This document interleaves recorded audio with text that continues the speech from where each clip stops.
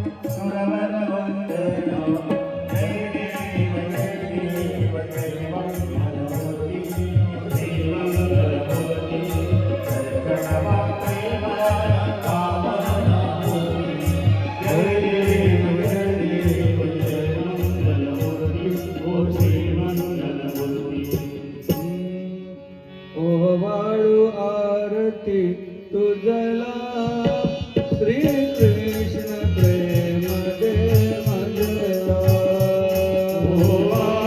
आरती तुझला श्री कृष्ण प्रेम दे मजला तव अगाध अनुपम लीला विख्यात असे जगताला वर्णिता शेषही शिणला नेती नेती म्हणती बा तुझला श्री कृष्ण प्रेम दे मजला आरती तुझला श्री कृष्ण प्रेम दे मजला गरी असशील निर्गुण थोर युगायुगी तुझा अवतार येतोसी परात्पर हो तसे आस बा तुझला श्री कृष्ण प्रेम दे मजला आरती तुझला श्री कृष्ण प्रेम दे मजला द्वादश गणी गेला वागोवरधन उतरिला कंस चानोरठार चिकेला ब्रह्मा विष्णू शरण बा तुझला श्री कृष्ण प्रेम दे मजला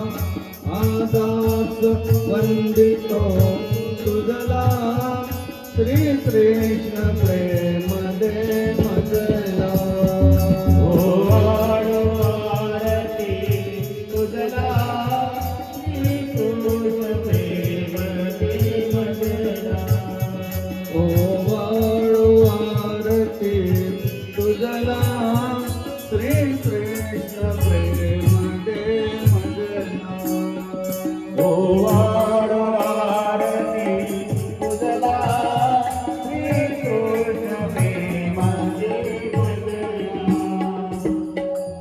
भूर गौरवं करुणावतारं संसारसारं भुजगेन्द्रहारं सदा वसन्तं हृदयारविन्दे अहं भवानी सीतां नमामि मन्दारमाला फुलवासाये कपालमाला शिरशेखरा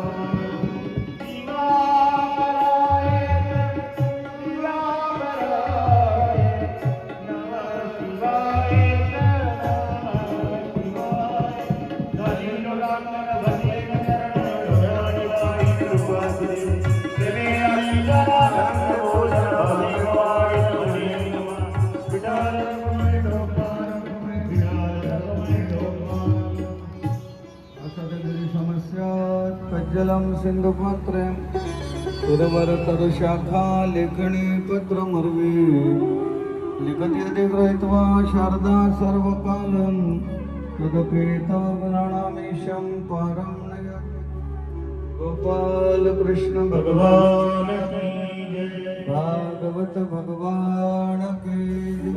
भगवान सुखदेव जी महाराज की जय। थोड़ा इको दो।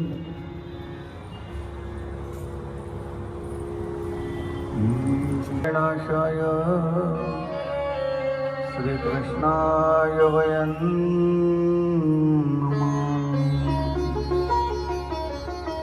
यं प्रव्रजन्तमनुपेतमपेतकृत्यं द्वैपायनो विरहकातरजो पुत्रेति तन्मयतया तर्वो विनेदोष तं सर्वभूतहृदयं मुनिमानतोऽस्मि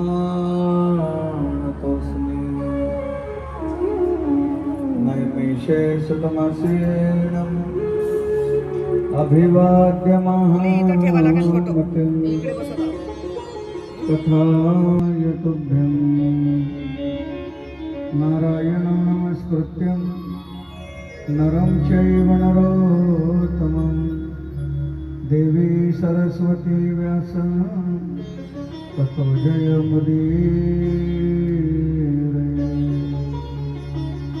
नमस्ते व्यास विशालबुद्धे पुल्लारविन्दयतपात्रनेत्रं येन तया भारत तैलपूर्णा प्रज्वालितो ज्ञानमय प्रदीप नमामि सद्गुरु शान्तं सच्चिदानन्दविग्रहं पूर्णब्रह्मपरानन्दम् ईशमानन्दिवल्लभम् ज्ञानेशो भगवान् विष्णु निवृत्ति भगवान् हर सोपानो भगवान् ब्रह्मा मुक्ताख्या ब्रह्मचित्तला वसुदेव सुतं देवं कंसचाणूरमर्दनं देवकी परमानन्दं कृष्णं वन्दे जगद्गुरुं।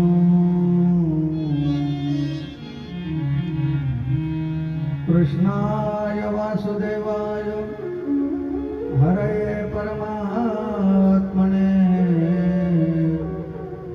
प्रणतक्लेशनाशाय गोविन्दाय नमो नमः। नाम संकीर्तनं यस्य सर्वपापप्रणाशनं प्रणामो दुःखशमनः तन्नमामि हरिं परम् ब्रह्मानन्दं परमसुखदं केवलं ज्ञानमूर्ति द्वन्द्वातीतं गगनसदृशं तत्तमस्यादिलक्ष्यम् एकं नित्यं विमलमचलं सर्वधी साक्षिभूतं भावातीतं त्रिगुणरहितं सद्गुरुतं नमामि कस्तूरितिलकं ललाटपटले वक्षस्थले कौस्तुभं नासाग्रेवरमौक्तिकं करतले वेणुकरे कङ्कणम् सर्वांगे हरिचन्दनं सुललितं कंठे च मुक्तावली गोपस्त्री परिवेष्टितो विजयते गोपालचूडामणि गोपाल राधे कृष्ण गोविंद गोविंद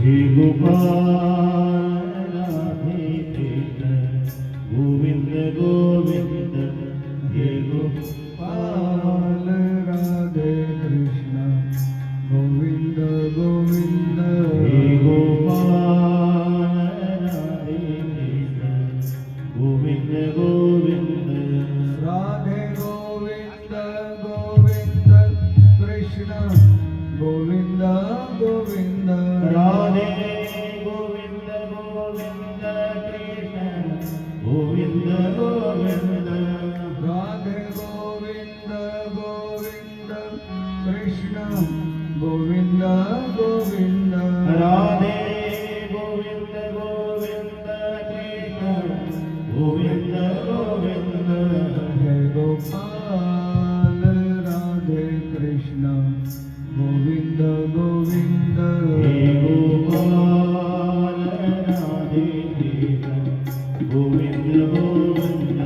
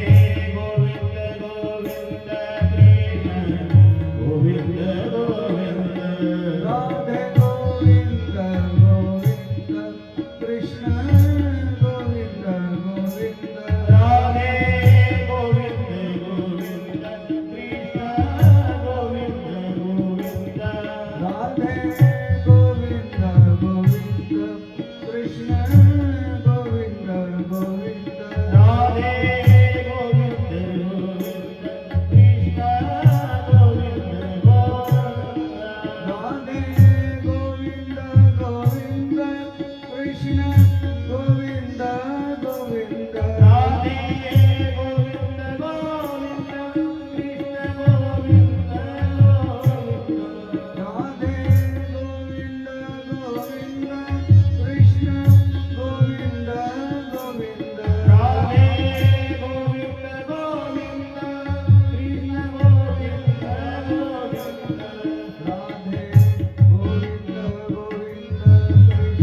गोविंद गोविंद राधे गोविंद गोविंद कृष्ण गोविंद गोविंद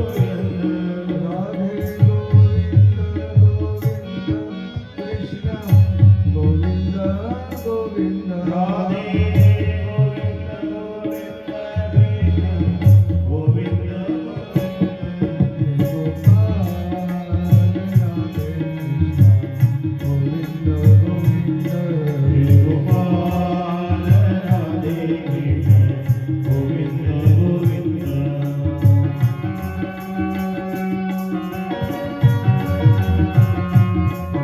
गोविंद गोविंद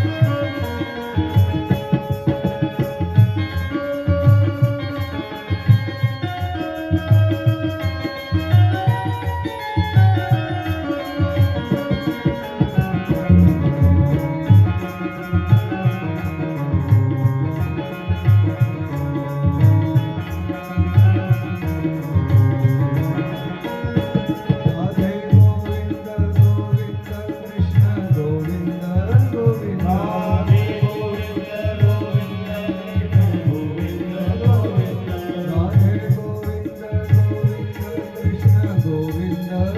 गोविंद राधे गोविंद गोविंद कृष्ण गोविंद गोविंद गोपाल राधे कृष्ण गोविंद गोविंद राधे गोविंद गोविंद कृष्ण गोविंद गोविंद राधे गोविंद गोविंद कृष्ण गोविंद गोविंद राधे गोविंद गोविंद कृष्ण गोविंद गोविंद राधे गोविंद गोविंद कृष्ण गोविंद गोविंद राधे गोविंद गोविंद कृष्ण गोविंद गोविंद राधे गोविंद गोविंद कृष्ण गोविंद गोविंद राधे गोविंद गोविंद कृष्ण गोविंद गोविंद राधे गोविंद गोविंद कृष्ण गोविंद गोविंद राधे गोविंद गोविंद कृष्ण गोविंद गोविंद राधे गोविंद गोविंद कृष्ण गोविंद गोविंद राधे गोविंद गोविंद कृष्ण गोविंद गोविंद राधे गोविंद गोविंद कृष्ण गोविंद गोविंद गोपाल राधे कृष्ण गोविंद गोविंद राधे कृष्ण गोविंद गोविंद हे गोपाल राधे कृष्ण गोविंद गोविंद हे गोपाल राधे कृष्ण गोविंद गोविंद राधे गोविंद गोविंद राधे गोविंद गोविंद कृष्ण गोविंद गोविंद कृष्ण गोविंद गोविंद नमो विश्वबोधितुभ्य विद्यारविन्द प्रबोध पराप्रमेय प्रमद विलासिया नमो संसारतम सूर्य अप्रतिम परमवीर्य अरुणतरतुर्य लालनलीला नमो जगदखिल पालना मंगळमणि निधान स्वजन वन चंदना आराध्य लिंग नमो चतुर चित्त चकोर चंद्र आत्मानो भवनरेंद्र श्रुतिसार समुद्र मनमथ मन्मथ नमो स्वभाव भजन भाजन भवे भकुंग भंजन विश्वोद्भव भुवन श्री गुरुराय विश्वोद्भव भुवन श्री गुरुराय विश्वोद्भव भुवन श्री गुरुराय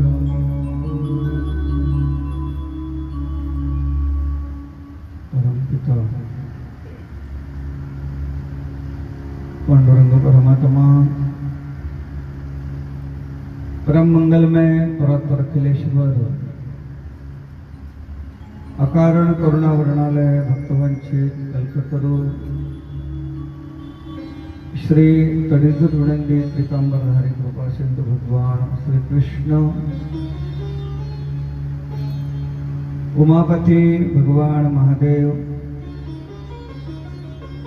जगत जननी श्री जगदंबा माता मर्यादा पुरुषोत्तम प्रभु राजा रामचंद्र भगवान पवनसूत श्री हनुमंतराया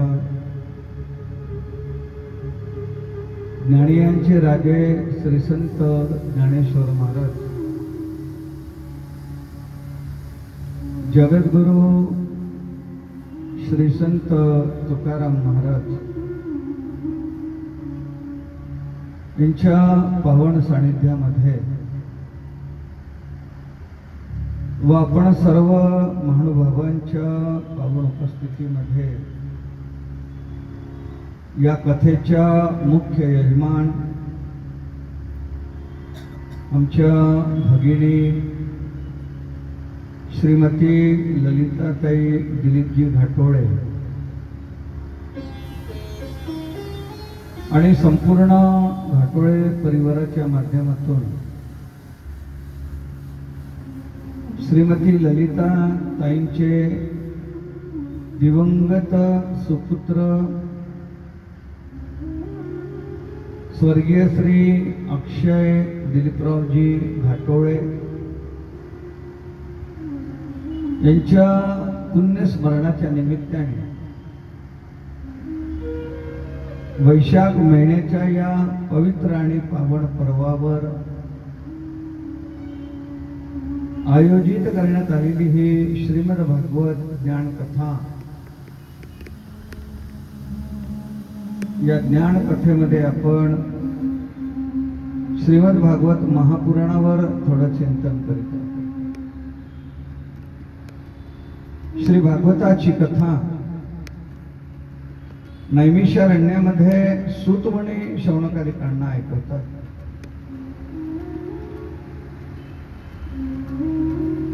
ज्या नैमिषारण्यामध्ये ही कथा सूतमुनींनी शौनकादिकांना ऐकवली त्याला नैमिषारण्य का म्हणतात त्याला आपण ऐकून गेलेलो आहोत. अशा या नैमिषारण्यामध्ये शौनकांनी सूतमुनींना 6 प्रश्न विचारले होते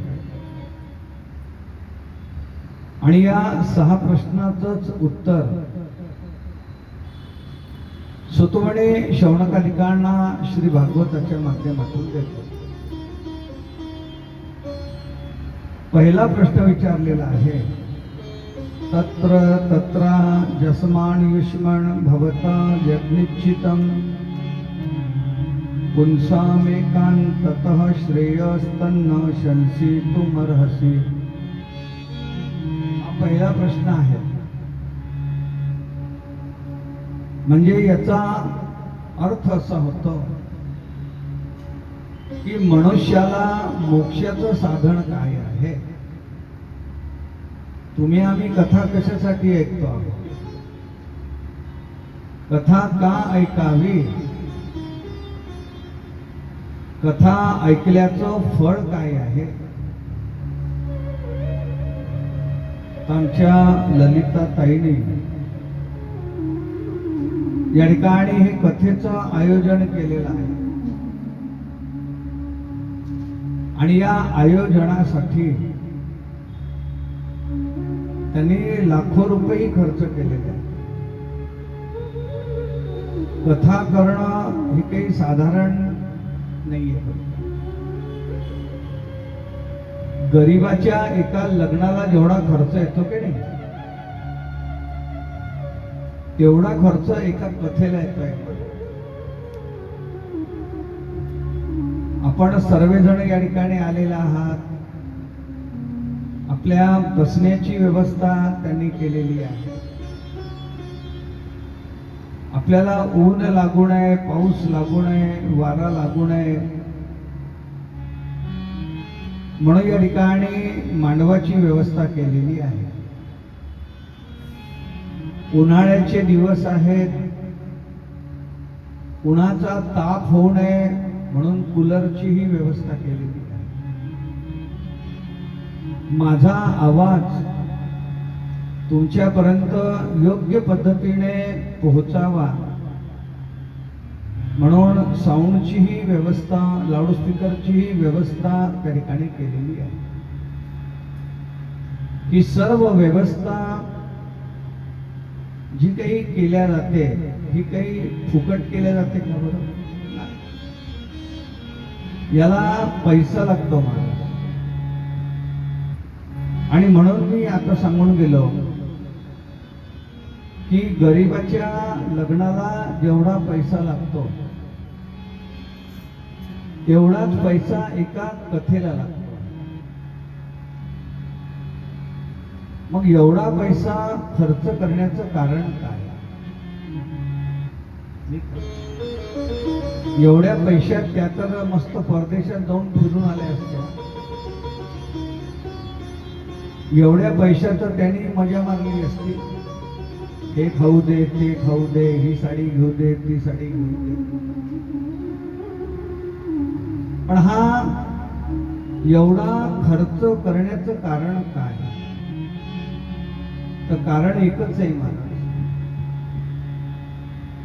की ज्या मुलासाठी त्यांनी या कथेचं आयोजन केलेलं आहे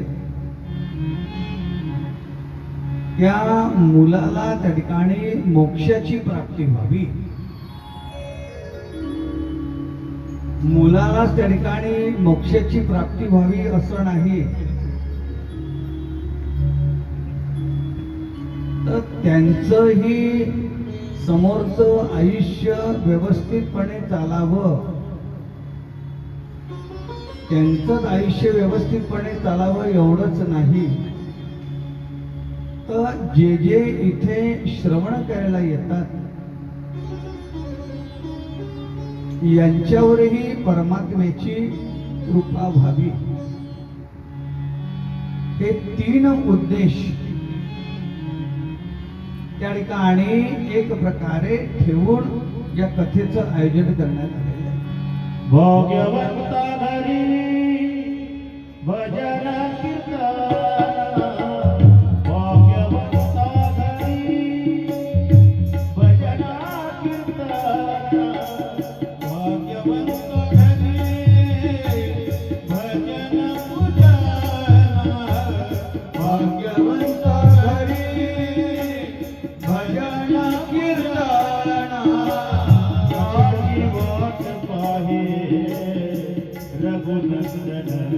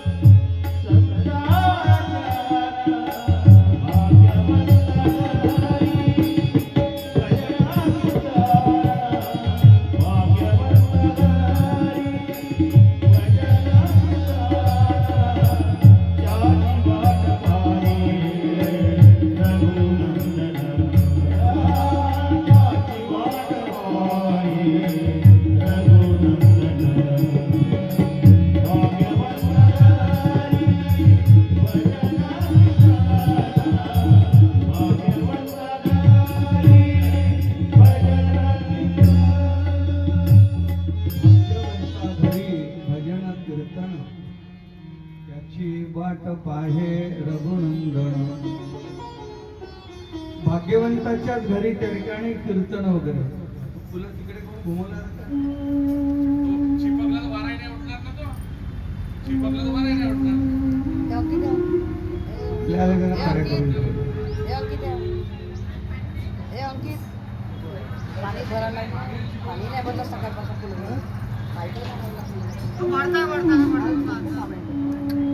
त्याच्यामध्ये पाणी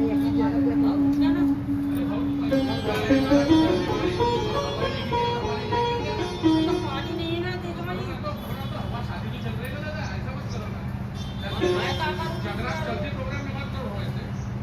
चलते प्रोग्राम में मत करो, सुबह आके कर लिया करो.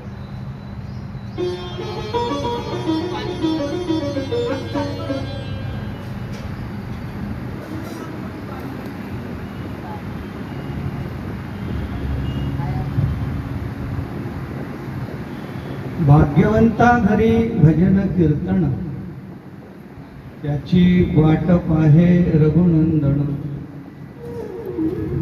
भजन कीर्तन जे होते ना महाराज, ते भाग्यवंताच्या घरीच होते आहे.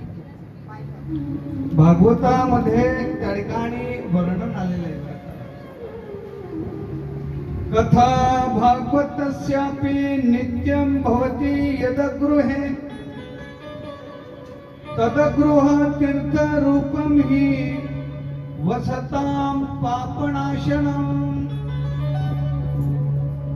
सुतमणी शौनकादिकांना सांगतात की कथा भागवतस्यापि नित्यं भवति यदगृहे. ज्या घरी नित्य भगवंताचं पूजन होते आहे, नित्य भगवंताची कथा होते आहे, तदगृह तीर्थरूपही. ते घर त्या ठिकाणी तीर्थासारखं असतं. ही वसतां पापनाशनम. तर त्या ठिकाणी मात्र पापाचा वास राहत नाही. एका सोबत अनेकांचा उद्धार त्या ठिकाणी करण्याचं सामर्थ्य करते. एकाच्या कैवाडे उगवी बहुतांचे कोडे. एखादा व्यक्ती एखादं कार्य करतो आहे आणि त्या कार्याचा लाभ अनेकांना मिळतोय. भागवतामध्ये कथा येते बरं का. राजा भगीरथाची कथा आहे. भगीरथाचे पूर्वज राजा सगर. हा जो राजा सगर आहे, या सगर राजाच्या 2 स्त्रिया होत्या. एकीचं नाव सुलक्षणा, एकीचं नाव केशिनी. तर सुलक्षणेपासून सगर राजाला एक पुत्र झाला आणि केशिनी पासून सगर राजाला 60 पुत्र झाले.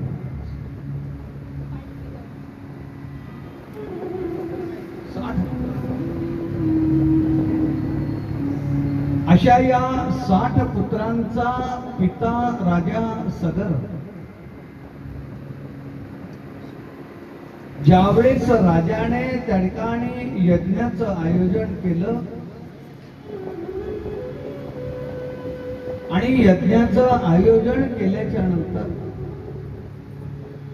अश्वमेध यज्ञ केला जातो. लक्षात घ्या, अश्वमेध. हा अश्वमेध यज्ञ जेव्हा केला जातो तेव्हा त्या ठिकाणी अश्व सोडलं जातं. अश्व म्हणजे घोडा.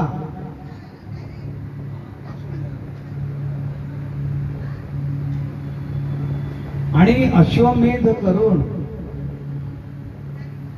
समोर एक प्रकारे त्या घोड्याचा मेध केला जातो. अश्वमेध यज्ञ राजा जन्मेजयानेही केला होता. अश्वमेध यज्ञ प्रभू राजा रामचंद्र भगवानही करतात. आम्हाला कथा कदाचित माहित असेल की यज्ञाचा घोडा जेव्हा प्रभू रामचंद्राने सोडला होता तेव्हा तो घोडा कुश आणि लवाण पकडला होता.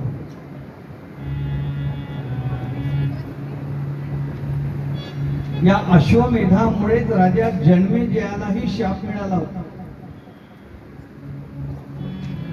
राजा जन्मेजय जे आहे हे राजा जन्मेजय परीक्षित राजाचे पुत्र आहेत बरं का. ज्या परीक्षित राजानं या ठिकाणी भागवताचं श्रवण केलं भगवान शुकदेवाच्या माध्यमातून,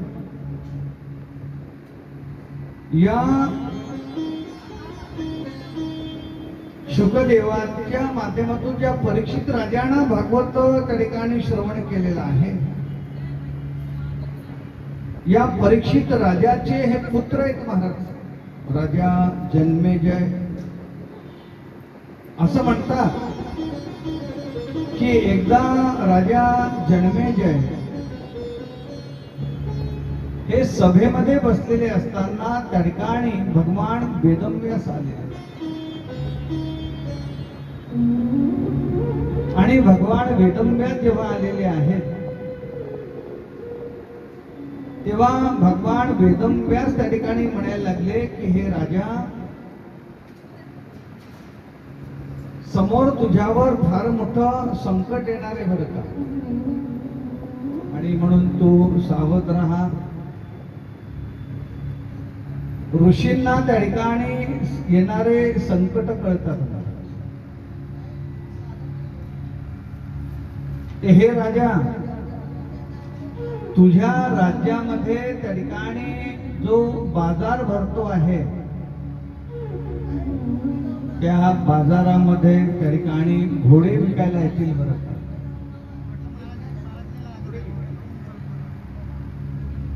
तेव्हा तू चुकूनही घोडा घेऊ नको. घोडा नाही विकत घ्यायचा. राजाने पुन्हा प्रश्न विचारला की समजा महाराज मी घोडा विकत घेतलाय तर मग काय. तर त्या ठिकाणी सांगितलं की त्या घोड्यावर बसून तू दक्षिण दिशेला तरी जाऊ नको. दक्षिण दिशेला जाऊ नको. राजाने पुन्हा प्रश्न विचारला की समजा मी दक्षिण दिशेला गेलो तर काय होईल महाराज. तर तिथे तुला एक स्त्री मिळेल. त्या स्त्रीकडे पाहून तू हसू नको. असं जेव्हा म्हटलेलं आहे तेव्हा राजाने पुन्हा प्रश्न विचारला. मनुष्य आपल्या सोयीचं पाहत राहते. समजा म्हणे महाराज मी हसलोय त्या स्त्रीला पाहून, तर कमीत कमी हसला तर कमीत कमी हसू नको, आणि हसला तर कमीत कमी फसू तरी नको म्हणे तिचा.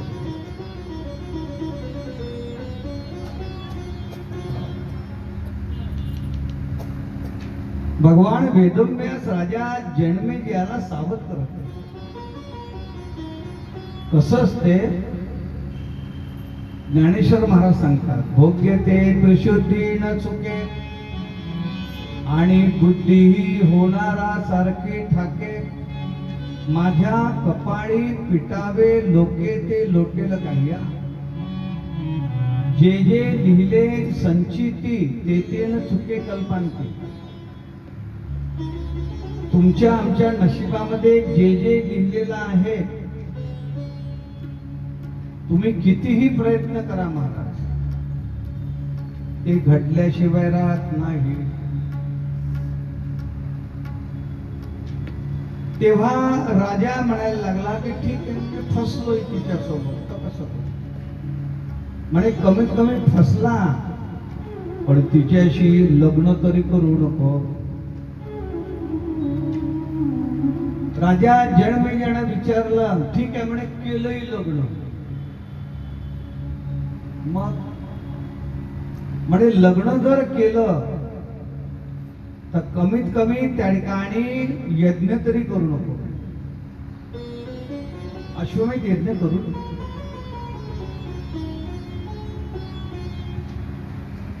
समजा महाराज मी अश्वमेध यज्ञ केलाही तर अश्वमेध यज्ञ जर करशील तर तो यज्ञ करण्यासाठी तरुण ब्राह्मणांना बोलवू नको, म्हातारे ब्राह्मण बोलवू नको. म्हातारे ब्राह्मण जर आले तर यज्ञ चांगला होईल, तरुण नको.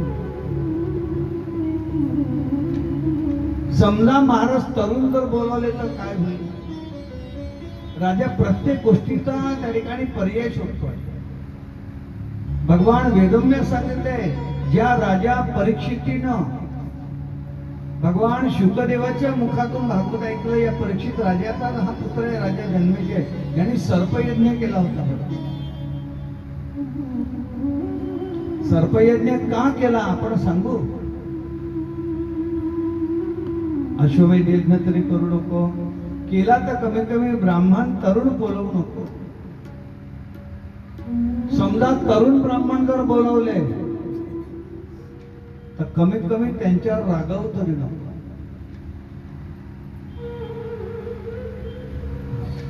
रागावू नको. आणि समजा महाराज रागावलं तर क्रोध करू नको म्हणे रागा. आता तुला समोर समोर काय सांगतो, तुला एवढं सावध केलेलं आहे राजा, आता मात्र तू हे करू नको तुला करतो. भगवान वेदव्यास निघून गेले. समोर जाऊन त्या ठिकाणी जन्मेजय राजाच्या राज्यामध्ये जेव्हा बाजार भरला, घोडे विकायला आले होते. प्रधानाने सांगितलंय की महाराज आपल्या राज्यामध्ये चांगले जातीवंत घोडे आलेले आहेत. पण राजा जन्मेजय म्हणायला लागले की मला भगवान वेदव्यासाने सावध केलाय की घोडा विकत घेऊ. प्रधानजी म्हणायला लागले की महाराज याचा संकेत थोडा वेगळा नाही. आपण जर घोडा जर विकत जर घेतला जर नाही तर परक्या राज्याच्या लोकांना हे वाटेल की इथचा राजा कमजोर झालेला आहे, याच्या जो घोडा घेण्यालायकही धन राहिलेलं नाही, हा राजा निर्धन झालेला आहे. आणि निर्धन झालेल्या राजावर कोणीही आक्रमण करू शकते महाराज. म्हणून काही का असेना पण घोडा विकत घ्या म्हणे. राज्याची पूज राखण्यासाठी म्हणून त्या ठिकाणी राजा जन्मेजयानं त्या ठिकाणी घोडा विकत घेतला. घोडा विकत घेतला आणि घोडा विकत घेतल्याच्या नंतर हा घोडा आहे तरी कसा, जातीवंत घोडा आहे की नाही आहे. म्हणून राजा त्या घोड्यावर बसला. भगवान व्यासाने सांगितलं होतं की राजा घोडा विकत घेतात कमी कमी त्यावर बसू तरी नको. राजा बसला आणि राजा जसा बसला तसा घोडा सुटला महाराज. दक्षिण दिशेला गेला. दक्षिण दिशेला जेव्हा गेला आहे, भगवान वेदव्यासाने सावध केलं होतं की राजा कमीत कमी ती जी स्त्री दिसेल तिच्याकडे कोण हसू तरी नको. सुंदर स्त्री दिसली महाराज. राजा जेव्हा त्या स्त्रीकडे पाहून हसायला लागला,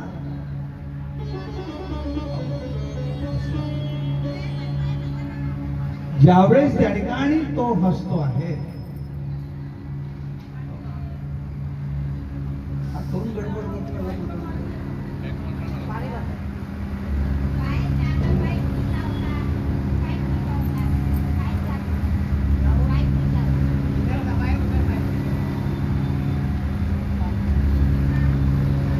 सकाळी येऊन त्याला भरून जातात. कसं आहे, कथेमध्ये विक्षेप निर्माण होतो. एकदा कथेची लिंक तुटली की मग ती जुळत नाही होत. श्री राधे राधे गोविंद गोपाल राधे राधे. गोपाल राधे श्री राधे राधे गोविंद गोपाल राधे राधे. राधे राधे गोविंद गोपाल राधे गोविंद राधे राधे गोपाल राधे राधे. गोविंद राधे राधे गोपाल राधे राधे गोविंद राधे राधे गोपाल राधे राधे. गोविंद राधे राधे गोपाल राधे राधे गोविंद राधे राधे गोपाल राधे राधे. गोविंद राधे राधे गोपाल राधे राधे गोविंद राधे राधे गोपाल राधे राधे. गोविंद राधे राधे गोपाल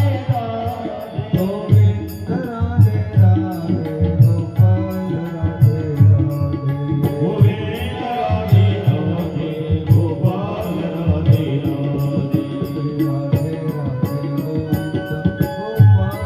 राधे श्री राधे राधे गोविंद गोपाल राधे राधे. राधे राधे गोविंद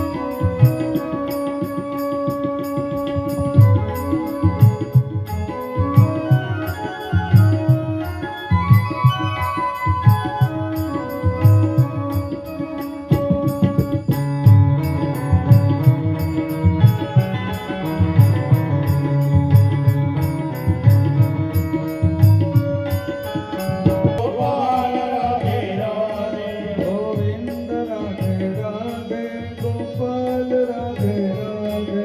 गोविंद राधे राधे गोपाल राधे राधे गोविंद राधे राधे गोपाल राधे राधे. गोविंद राधे राधे गोपाल राधे राधे गोविंद राधे राधे गोपाल राधे राधे. गोविंद राधे राधे गोपाल राधे राधे गोविंद राधे राधे गोपाल राधे राधे. गोविंद राधे राधे गोपाल राधे राधे राधे राधे गोविंद गोपाल राधे राधे. राधे राधे गोविंद गोपाल राधे राधे वृंदावन बिहारी की जय सुतमणी शौनकादी काना कथा सांगतात. त्या सुंदर स्त्रीला त्या ठिकाणी राजाने पाहिलं. कामासक्त झालेला राजा तिला म्हणायला लागला की काय ग, तू एवढी सुंदर दिसायला, मग माझ्याशी लग्न करशील का म्हणे. न करायला काय झालं? भगवान वेदव्यासे सांगितलं होतं कमीत कमी लग्न तरी करू नको. पण राजानं मात्र लग्न केलं. लग्न करून त्या स्त्रीला घरी आणल्या, राहायला लागला.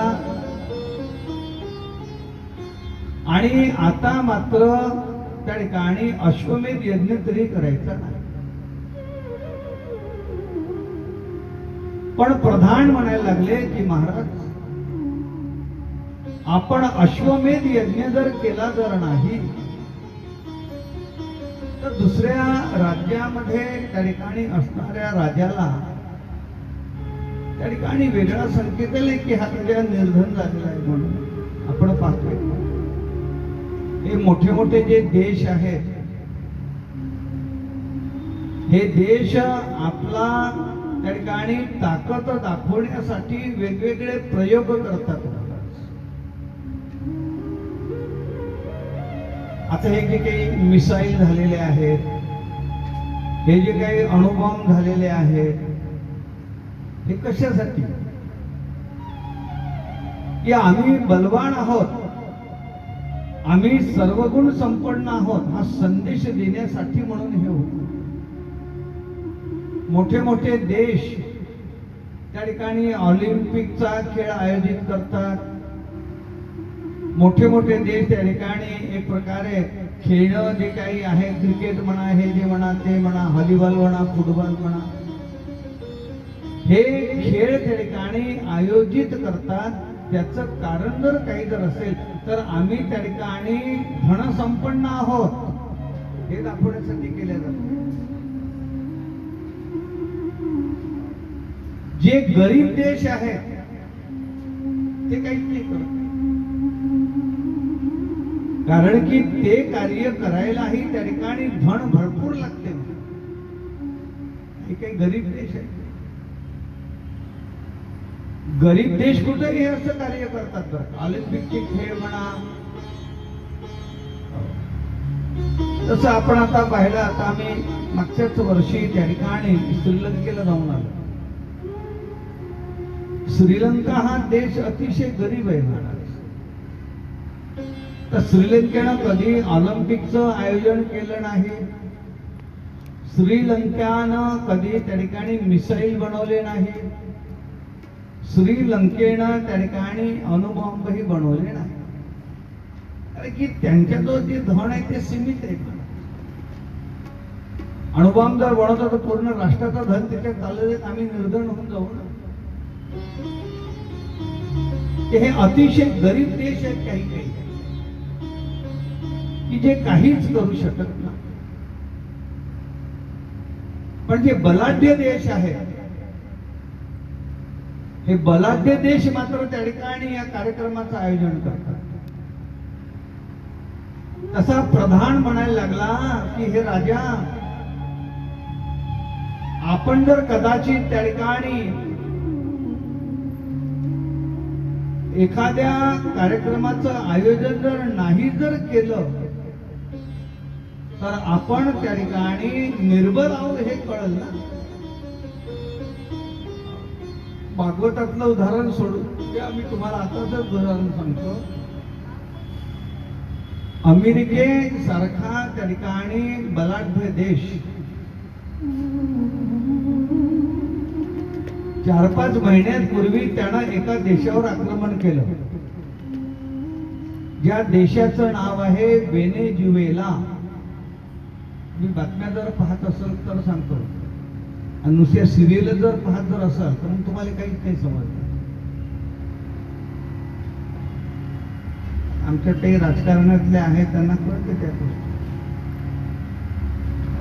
राजकारण केलं, अक्षय ही राजकारणी. माझ्या मुलाला जेव्हा आज मी त्यांनी विचारलं की बाबा तुमचं भागवत कुठे आहे, म्हटलं हा. त्यांनी सांगितलं की हा फेमस बोलतो होता, राष्ट्रवादीचा कार्यकर्ता होता, म्हणजे त्याची कीर्ती चांगली होती. दुर्दैव की तो निघून गेला बिचारा.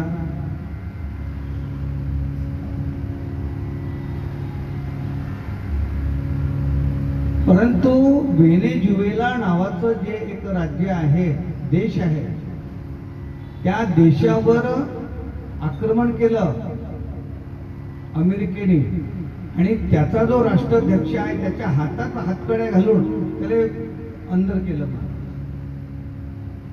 त्याचं कारण होतं की तो दुर्बल देश होता, म्हणून अमेरिका त्याच्यावर आक्रमण करू शकली. तो जो प्रयोग त्या अमेरिकेने इराणवर करायला गेला, तर आता इथं मात्र त्याचे हात पळून राहिलेले आहेत. आणि की तो प्रबल देश आहे, त्याच्याकडे एक प्रकारच्या मिसाईल आहेत, रणगाडे आहेत, सगळं आहे. म्हणून अमेरिकेसारखा देशही त्याला हरवू शकून राहिला नाही. त्याचे परिणाम आपणही भोगून राहिलेलो आहोत. सिलेंडर मिळून राहिलं नाही, काही दिवसानंतर पेट्रोल संपून जाईल, पुन्हा लोक काड्यावरच येतील. परत हे युद्ध जर लवकर जर संपलं तर नाही, तुम्हा आम्हाला काड्यावरच येणार आहे, आणि काड्याही भेटणं मुश्किल झालंय ना. घरातले काही कपडे पेटवून स्वयंपाक करतात का? तर काही काही राज्य असे बलाढ्य असतात. प्रधान म्हणायला लागला राजा जनमेजयला, आपण जर या ठिकाणी अश्वमेध यज्ञ जर केला नाही महाराज, तर कदाचित आपण दुर्बल राज्य ठरू आणि परका राजा जो आहे तो आपल्यावर आक्रमण करेल आणि आपलं राज्य निस्तनाभूत करेल. राजाच्या डोक्यात ते शिरलं, पण हे बरोबर आहे. मग काय करावं? अश्वमेध यज्ञ करावा. भगवान वेदव्यासांना सांगितलं होतं की कमीत कमी अश्वमेध यज्ञ तरी करू नको. राजानं केला. आता अश्वमेध यज्ञामध्ये कमीत कमी त्या ठिकाणी तरुण ब्राह्मण तरी बोलवू नको म्हणून राजाने सांगितलं की जा, आपल्या राज्यामध्ये जेवढे म्हातारे ब्राह्मण आहेत त्यांना बोलवा म्हणून. पण जेवढे काही त्या ठिकाणी म्हातारे ब्राह्मण होते ते म्हणायला लागले की महाराज आम्ही थकलो म्हणे, आता आम्हाला मंत्र म्हणता येत नाही, आम्हाला चालता येत नाही, थकलो म्हणे आम्ही. हा, आमचे पोरं बेटा यांना आम्ही तयार केले, यांना घेऊन सांगितलंय की महाराज ते म्हातारे ब्राह्मण तर नाहीये, तरुण हो ठीक आहे म्हणे, तरुण ब्राह्मण बोलतो. तरुण ब्राह्मणाच्या द्वारे त्या ठिकाणी हा यज्ञ व्हायला लागला. अश्वमेध यज्ञ. मेध म्हणजे तोडणे. आणि अश्वमेधामध्ये असं असतं की जो अश्व फिरला जातो की नाही, त्या अश्वाचा मेध करतात. मेध करणे म्हणजे त्याला कापतात आणि त्याचं एक एक जे अंग आहे ते अंग त्या यज्ञामध्ये त्या ठिकाणी भस्म केले जाते. त्याची आहुती त्या ठिकाणी दिली जाते. म्हणून राजा आणि राणी दोघे जण त्या ठिकाणी यज्ञाला बसले. तरुण ब्राह्मण त्या ठिकाणी आले, त्या घोड्याचा मेध केला आणि मेध करून ते जे अंग आहे ते अंग राजा आणि राणीच्या हाताने त्या यज्ञामध्ये भस्म करायचे.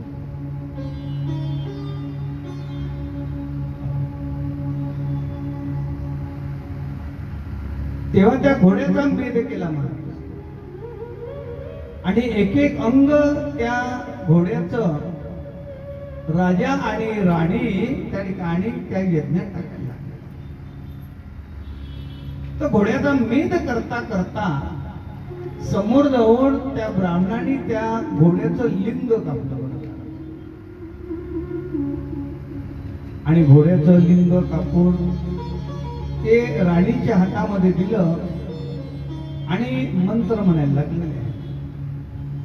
आता राणीच्या हातामध्ये घोड्याचं लिंग आहे आणि राणीच्या हातामध्ये घोड्याचं लिंग असल्यामुळे जेवढे काही तरुण पोरं त्या ठिकाणी होते ते त्या राणीकडे पाहायला लागले आणि हसायला लागले आणि हळूहळू मंत्र जे आहे ते हळूहळू म्हणायला लागलेले आहे. त्याच्यामुळं राणी लज्जित झाली बरोबर की आतापर्यंत तर हे मंत्र लवकर लवकर म्हणायचे, पण किती वेळ मात्र हे लिंग आपण हातात धरायचं. हे ब्राह्मण कदाचित आपली चेष्टा तर करत नसेल. राणी जेव्हा लज्जित झाली त्याच वेळेस मात्र राजा जनमेजयाला अतिशय क्रोध आला आणि ज्यावेळेस क्रोध आला की तुम्ही जाणून बुजून या ठिकाणी माझ्या राणीची थट्टा करत आहात असं जेव्हा म्हटलंय तेव्हा राजानं हातामध्ये शस्त्र घेतलं आणि शस्त्र घेऊन सगळ्या ब्राह्मणाचे डोके छाटले. सगळे ब्राह्मण मेले आणि परिणाम जर काही जर घडला जर असेल तर राजाला 18 प्रकारचं कोड झालंय महाराज लक्षात. राजा परीक्षितीचे पुत्र राजा जन्मेजय यांना कोड होतं बरं का. राजाला जेव्हा कोड झाला, महारोग झाला कारण की त्या ठिकाणी साधूची हत्या झाली ना. आता काय करावं. पुन्हा राजा जन्मेचे भगवान वेदम व्यासाला शरण गेले. भगवान वेदम व्यासाला म्हणायला लागले की महाराज, तुम्ही मला सावध केलं होतं, पण मी मात्र सावध झालो नाही. आता मी काय. तेव्हा राजा जन्मेजयाला त्या ठिकाणी भगवान वेदव्यास म्हणायला लागले की हे राजा,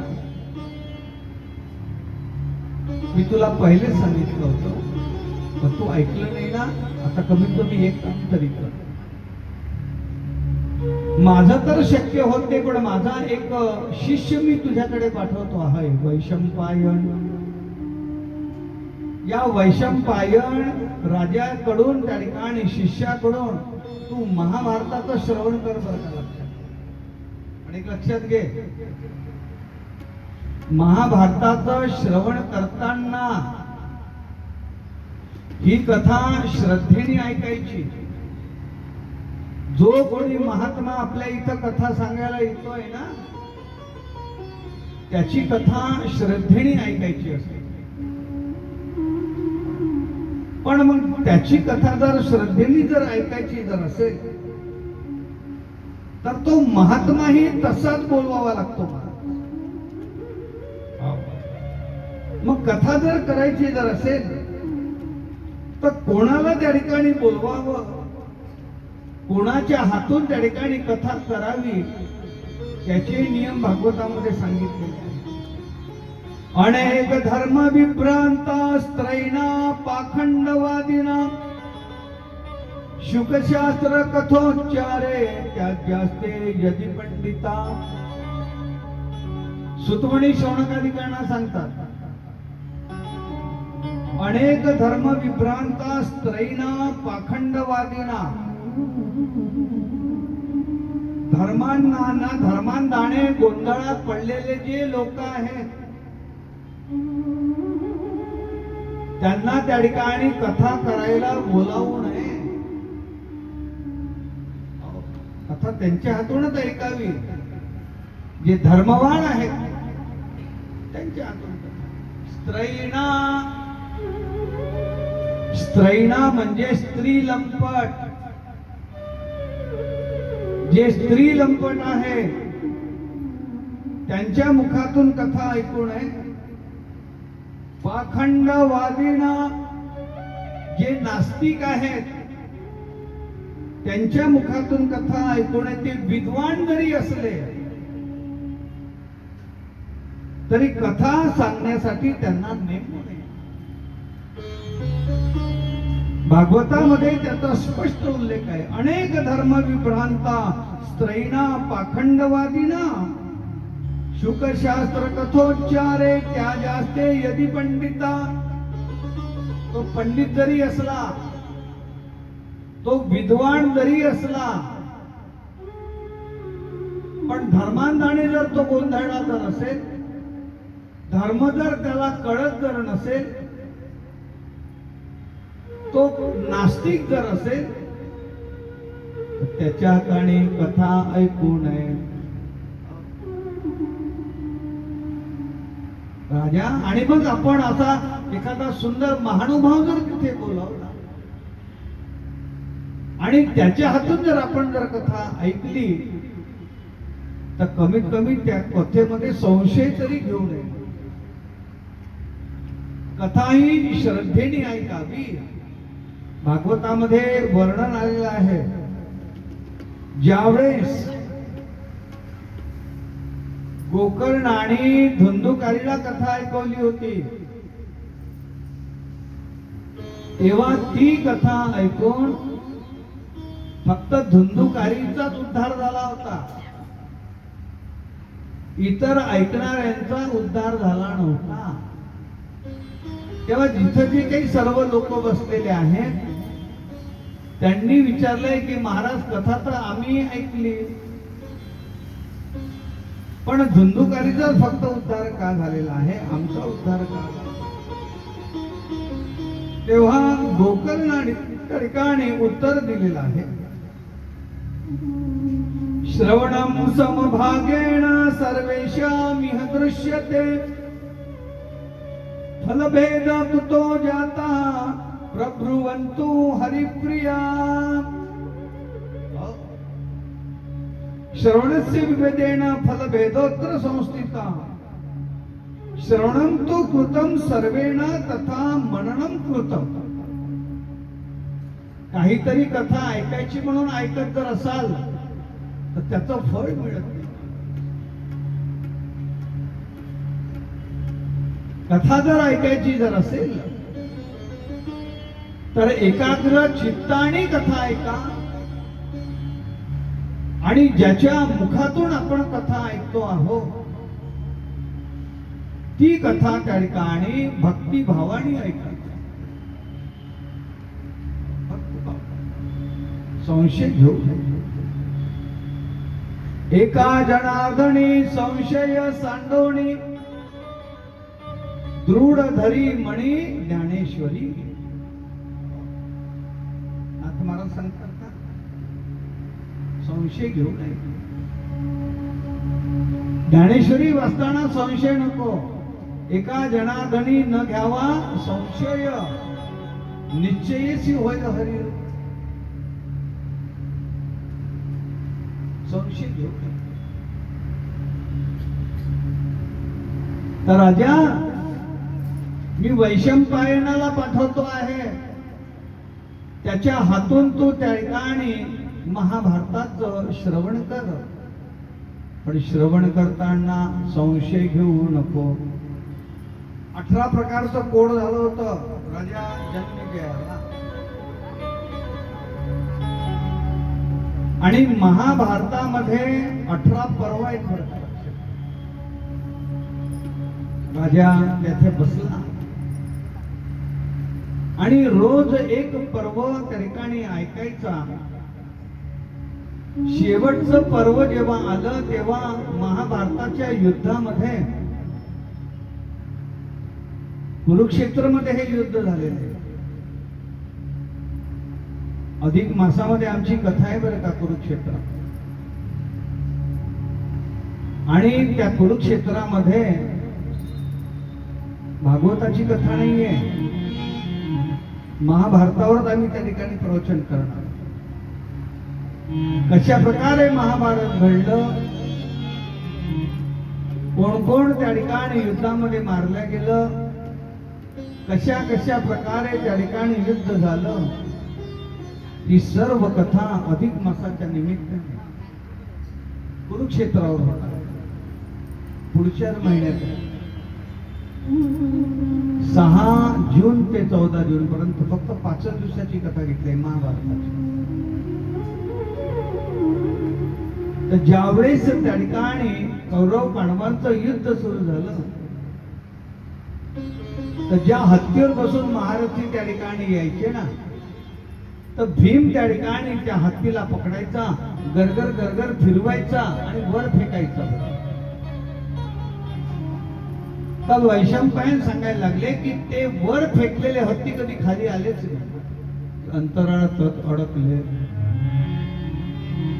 ही जेव्हा कथा त्या ठिकाणी वैशंपायनाने राजा जन्मेजयाला सांगितली तेव्हा राजा जन्मेजयाच्या मनामध्ये संशय निर्माण झाला। असं होत असते का हत्ती म्हणे त्या ठिकाणी त्यांना वर फेकले आणि ते वरच्यावर जर राहिले एवढं बळ त्या भीमामध्ये होतं। काही गोष्टी सांगता म्हणजे महाराज राजा जन्मेजयाच्या मनामध्ये संशय निर्माण झाला। 17 दिवसाची कथा ऐकून 17 प्रकारचं कोड निघून गेलं होतं पण 18व्या दिवशी मात्र राजा जन्मेजयानं कथेवर संशय घेतला। तेव्हा वैशंपायन म्हणायला लागले की राजा ज्या मी कथा या ठिकाणी सांगतो आहो ना या कथा एकदम 100% सत्य आहे। मला नाही वाटत म्हणे महाराज की ही कथा सत्य असेल। हत्तीवर फेकले आणि वर अडकले म्हणे हो मला पाहिजे म्हणून तपोबलाच्या माध्यमातून जन्मेजयाला त्या ठिकाणी वैशंपायन ऋषीने जे वर पडलेले हत्ती होते ते खाली बोलवले. ते धडधड त्या ठिकाणी भूमीवर पडायला लागले. पण त्याच वेळेस मात्र भगवान वैशंपायन म्हणायला लागलेले आहेत की आता मात्र तू या कथेवर संशय घेतला ना, आता मी निघून चालले. तर 17 दिवसांच्या कथेमध्ये राजाचे 17 प्रकारचे कोड निघून गेले होते. पण 18व्या दिवशी कथेमध्ये संशय घेतल्यामुळे एक कोड मात्र त्या ठिकाणी शिल्लक राहिलं. मरेपर्यंत राजा जनमेजयाला कोड होत. ही कथा महाभारतामध्ये आलेली आहे आणि याचा उल्लेख ज्ञानेश्वर महाराजही ज्ञानेश्वरीमध्ये करतात. एथ कळा विदपण, एथ कळा विदपण कळा पुण्यासी प्रतापू आगळा म्हणून जन्मी जयाचे अवलीळा दोष हरले. भगवान शुकदेवानेही राजा परीक्षितीला सावध केलं होतं का राजा, जी कथा मी तुला सांगतो आहे ती कथा विश्वासानं ऐक. विश्वासानं ऐक. कोणताही ग्रंथ राहो हा विश्वासानेच ऐकावा. हा ग्रंथ त्या ठिकाणी भाव धरूनच वाचावा. भाव धरोणिया वाचे ज्ञानेश्वरी, वाचे ज्ञानेश्वरी. धरोणिया वाचे ज्ञानेश्वरी, वाचे ज्ञानेश्वरी. भाव धरोणिया वाचे ज्ञानेश्वरी, वाचे ज्ञानेश्वरी. भाव धरोणिया वाचे ज्ञानेश्वरी, वाचे ज्ञानेश्वरी. भाव धरोणिया वाचे ज्ञानेश्वरी,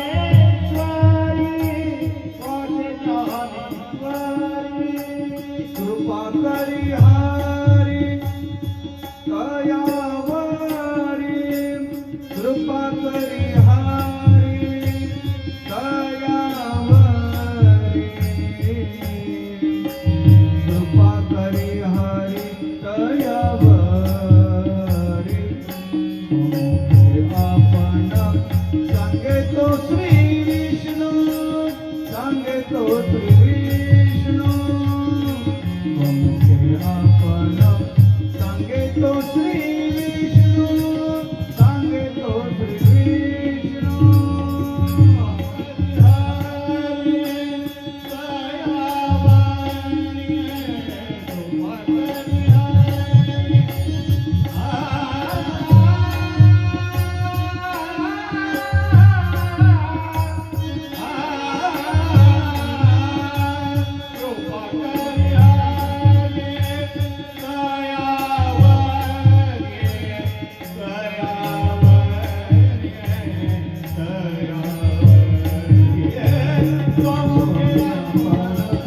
श्री विष्णू, सांगे तो श्री विष्णू.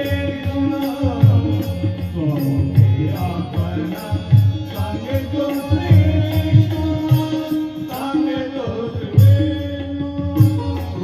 आपण सांगे तो श्री विष्णू. श्री गीता हा प्रश्न अर्जुनाची. भागवताची कथा श्रद्धेने ऐका. ज्ञानेश्वरी भाव धरोणी या वाचा. भगवंताची कृपा झाल्याशिवाय. अश्वमेध यज्ञाची आपण कथा सांगतो. सगर राजाने ज्यावेळेस तो अश्व सोडला तेव्हा इंद्राणी तो जो अश्व आहे तो पाताळ लोकांमध्ये कपिल मुनीच्या आश्रमामध्ये नेऊन बांधला होता. कारण की याचा जर हा अश्वमेध यज्ञ पूर्ण जर झाला तर कदाचित माझं इंद्रपद जाईल ही भीती इंद्राच्या मनामध्ये होती. म्हणून कपिल महामुनीनं आपला इंद्रानं तो घोडा पाताळामध्ये त्या ठिकाणी कपिल महामुनीच्या आश्रमामध्ये बांधले. हे कपिल महामुनी कोण आहे? तर कपिल महामुनी हे कर्दम आणि देवहूतीचे पुत्र आहेत. ही कथा आपण सांगू. ती कथा या ठिकाणी घेतली आहे. त्यावेळेस मात्र राजा सगरनी आपले 60,000 पुत्र त्या ठिकाणी पाठवले की हा घोडा गेला कुठे. पाहता पाहता हा घोडा भूतलावर दिसला नाही, तर हा कदाचित पाताळात तर गेला नसेल, म्हणून त्यांनी जमीन खोदली म्हणतात. जमीन एवढी त्या ठिकाणी खोदली की त्या जमिनीमध्ये पाणी लागलं. सगर पुत्राने ही जमीन खोदली आणि त्याचा समुद्र तयार झाला, म्हणून समुद्राचं एक नाव आहे सागर.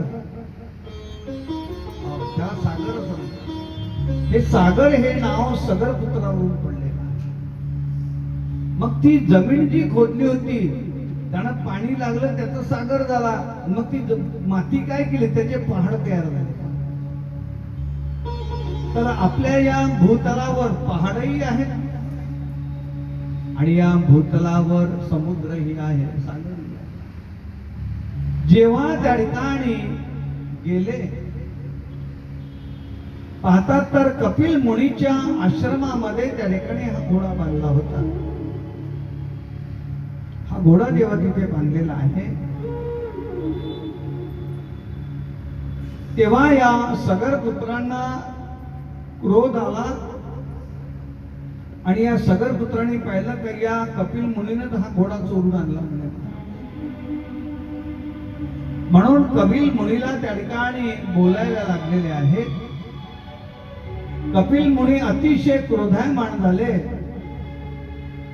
आणि कपिलाने शाप देऊन त्या ठिकाणी 60,000 पुत्रांचा त्या ठिकाणी भस्म केला.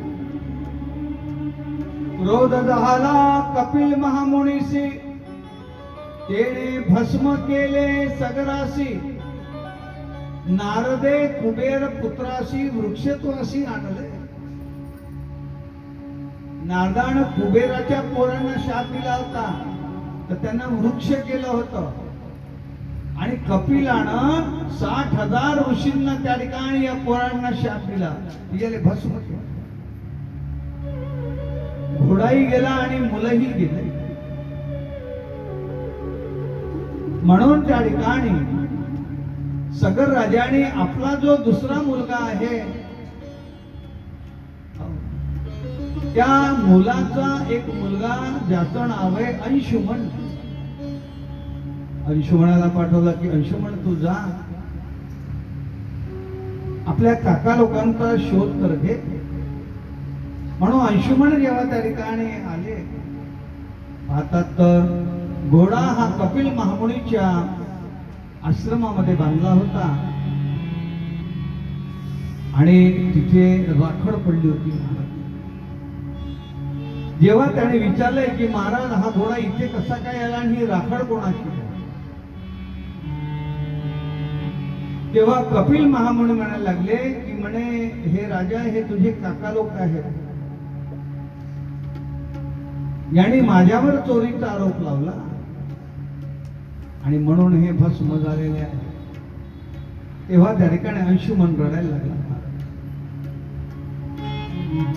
माझे काका या ठिकाणी मरण पावले, यांचा उद्धार कसा होईल.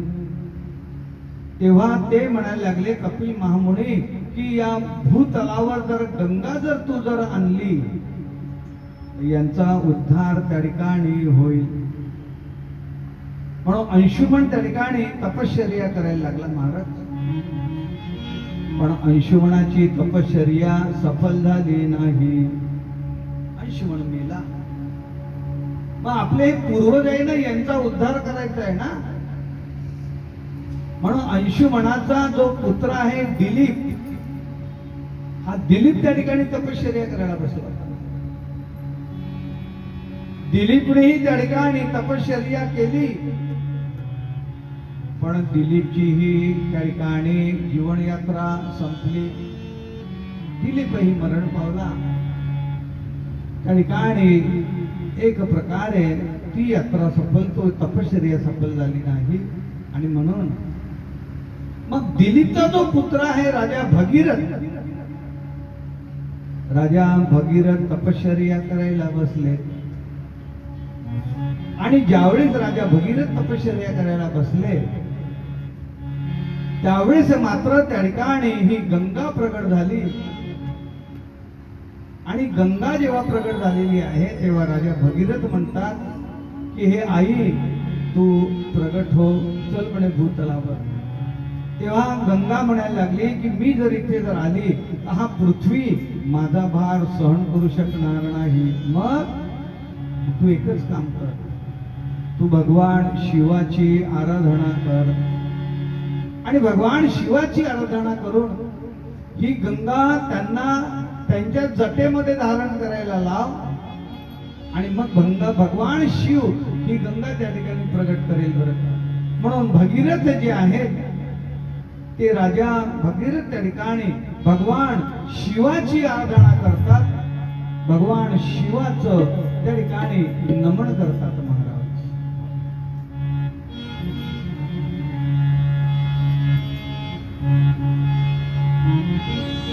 ओम नमः शिवाय,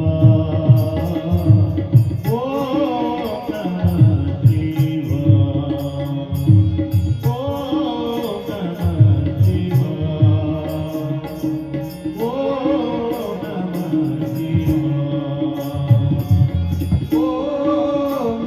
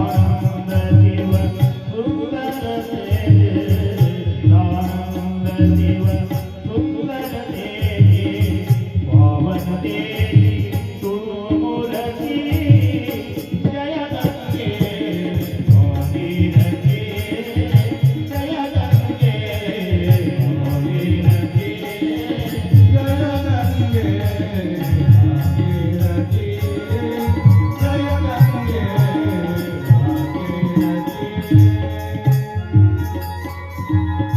जगदधारा तव जलधारा जगदधारा तव जलधारा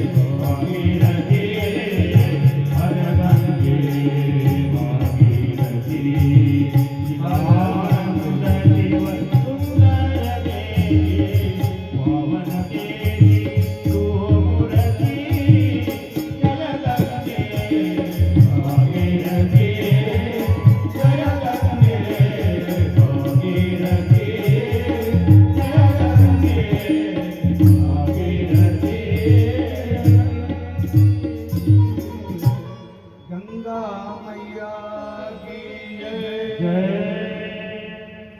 सुतमणी शोणका ठिकाणा कथा सांगतात भगीरथानं त्या ठिकाणी गंगा आणली. गंगेचा जेव्हा प्रवाह झाला तेव्हा ती गंगा भगवान शिवाने आपल्या जटेमध्ये धारण केली. भगवान शिवाने ती गंगा आपल्या जटेमध्ये धारण केली म्हणून भगवान शिवाचं एक नाव पडलं आहे गंगाधर.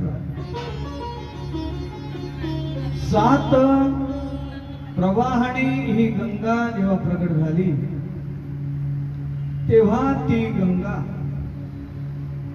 गंगेचं स्वर्गामध्ये जे नाव आहे ते आहे मंदाकिनी. जेव्हा ही गंगा भूलोकावर येते आहे तेव्हा हिचं नाव आहे गंगा. आता या महिन्यामध्ये आम्ही बद्रीनाथला चाललो आहोत. आमच्या बनाईताई आहे, आमचे डॉक्टर साहेब आहेत. गंगेच्या तीरावरच आपली कथा आहे. बरं कथा आहे.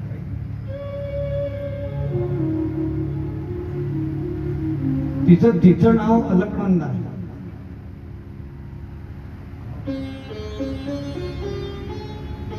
आणि अलकनंदा आणि समोर भागीरथी मिळून सरस्वती मिळून ती समोर त्या ठिकाणी मग गंगा या नावाने त्या ठिकाणी समोर वाहते आहे. तर हिचं नाव भूतलावर गंगा आहे. आणि ज्यावेळेस ही गंगा पाताळामध्ये गेली त्यावेळेस तिचं नाव पडलंय भोगावती. मधामध्ये ही गंगा जेव्हा प्रवाहित असताना एका ऋषीचा आश्रम त्या ठिकाणी होता, ज्या ऋषीचं नाव होतं जन्नू. तर जन्नू ऋषी क्रोधी झाले आणि त्यांनी सगळी गंगा त्या ठिकाणी पिली. तेव्हा भगीरथ त्या ठिकाणी विनंती करायला लागले की महाराज माझ्या पूर्वजांचा उद्धार करायचा आहे. तेव्हा असं म्हणतात की त्यांनी ती आपल्या जांघेतून ती गंगा सोडली म्हणून त्यांचं एक नाव जान्हवी असं पडलं. गंगेचं एक नाव काय आहे? जान्हवी. ही गंगा त्या ठिकाणी पाताळामध्ये जाते आणि पाताळामध्ये जाऊन तिने सगर पुत्रांचा उद्धार केला.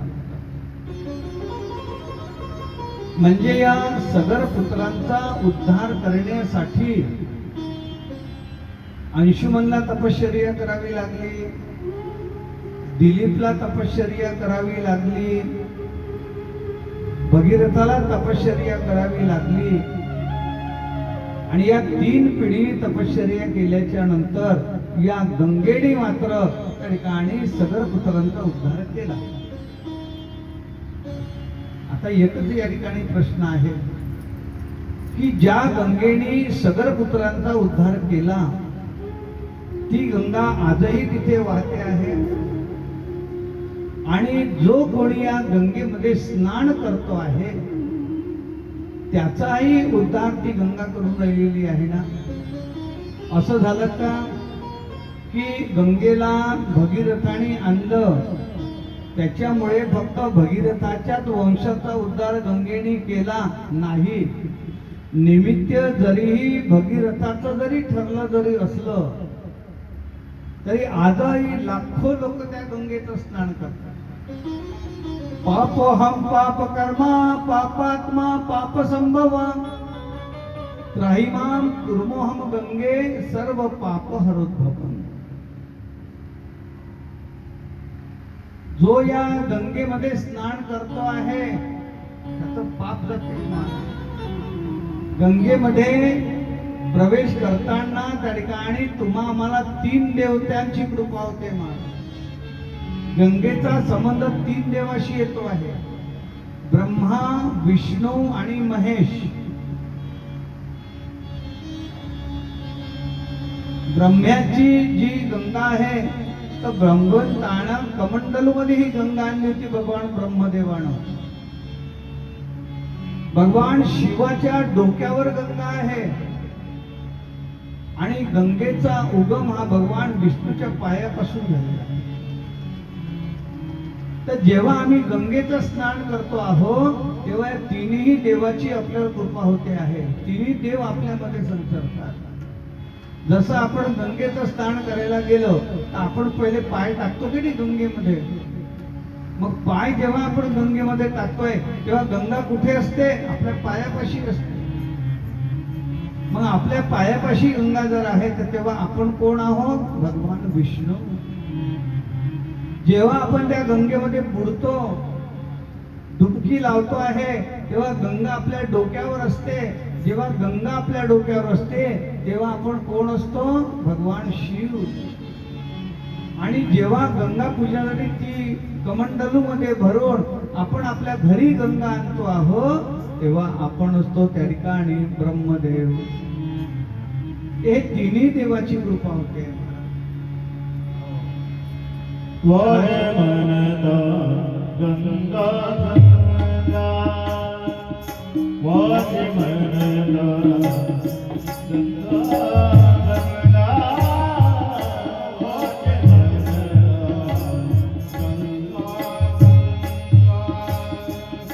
वारे मनता गंगा गंगा वारे मनता गंगा गंगा सगळ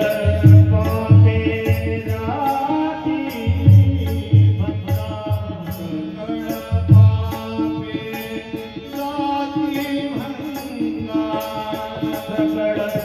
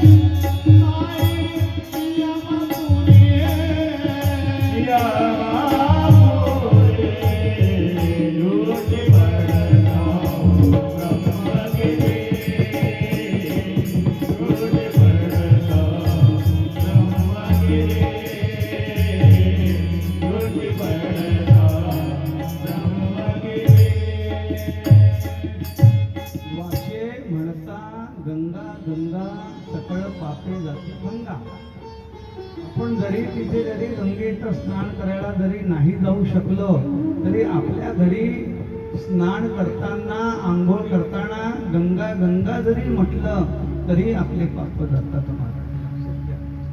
नामदेव महाराज सांगतात वाचे म्हणता गंगा गंगा सकळ पापे जाती भंगा. अशी ही गंगा भागीरथानं आपल्या वंशासाठी आणली होती पण आपलाही उद्धार त्याच्यामध्ये होते आहे ना. म्हणून अशी मी सांगून गेलो एकाच्या काही वाडे उगवी बहुतांच्या. तसं ललिता ताईनं त्या ठिकाणी जरी आपल्या मुलाच्या निमित्ताने जरी भागवत जरी ठेवलं जरी असलं तरी त्याचा लाभ मात्र जे जे इथे येतील त्या सर्वांना मिळतोय. हेच त्या ठिकाणी भागवताचं महात्म्य आहे. असे हे भागवत भगवान शुकदेवांनी नरप्रतीला का सांगितलं त्याची कथा आपण ऐकणार आहोत सायंकाळी ठीक 4:30 वाजता. कुंडली कवर्द हरी विठ्ठल ज्ञानदेव ज्ञानेश्वर महाराज की जय. कृष्ण कहने से तर जाएगा और भव से उतर जाएगा. कृष्ण कहने से कर जाएगा और से उतर जाएगा. कृष्ण कहने से तर जाएगा और भव से उतर जाएगा. और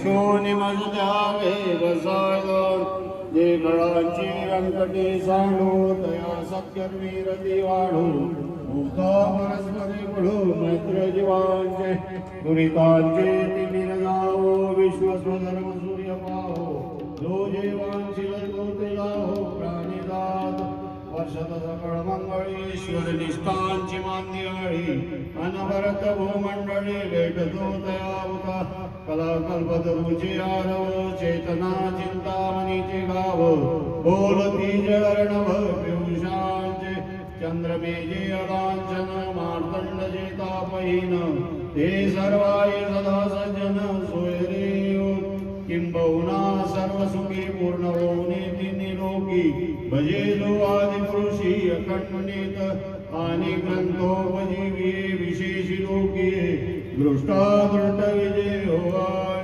येत मने श्री विश्वेश्वरावो आवो दान बसावो येणे वरे ज्ञान देवो सुखिया झाला येणे वरे ज्ञान देवो सुखिया झाला येणे वरे ज्ञान देवो सुखिया झाला कुंडली वरद हरी विठ्ठल श्री ज्ञानदेव माऊली ज्ञानेश्वर महाराज की जय हरिनाथ भगवान की जय गोपाल कृष्ण भगवान की जय भागवत भगवान की जय भगवान सुखदेव जी महाराज की जय नमः पार्वती पते हर हर महादेव दुपारी महिला मंडळांचं भजन आणि सायंकाळी 4:30